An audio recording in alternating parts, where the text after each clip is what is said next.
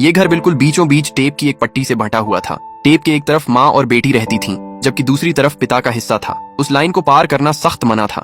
जब भी पिता गलती से टेप पर पैर रख देते, माँ गुस्से से फट पड़ती। वो उन्हें जोर से धक्का देती कि वो गिर पड़ते। वो फुर्ती से उठते और समझाने की कोशिश करते कि बस गलती हो गई, लेकिन बात पूरी होने से पहले ही वो फिर धक्का देती और उनका लंच बॉक्स फर्श पर बिखर जाता।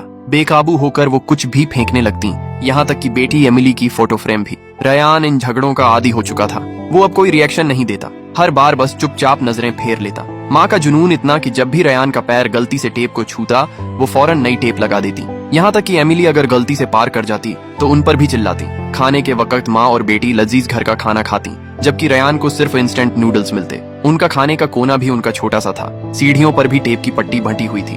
नहाने के बाद उन्हें और ज्यादा सावधानी बरतनी पड़ती कि लाइन पर पैर न पड़े। जब रयान अपने छोटे कमरे में लौटते तो एमिली अक्सर देखती कि उनके स्लीपर्स टेप को छू रहे होते, तो चुपके से उन्हें लाइन के पीछे रख देती ताकि पिता फिर मुसीबत में न पड़े। सबसे अजीब बात, माँ ने एमिली को पिता से बात करने तक से मना कर रखा था। पकड़ी गई तो बुरी डांट पड़ती।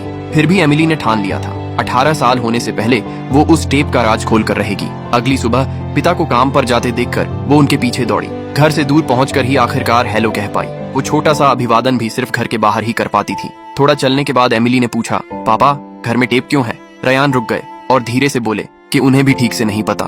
शायद कभी माँ को कुछ ऐसा कह दिया जो बहुत चुभ गया। तब से ऐसे ही चल रहा है, लेकिन उन्हें याद भी नहीं कि क्या कहा था और माँ ने कभी बताया नहीं। उदास होकर रयान जाने लगे, लेकिन लाल बत्ती पर रुकते ही अचानक किसी ने पीछे से जोर का धक्का मारा।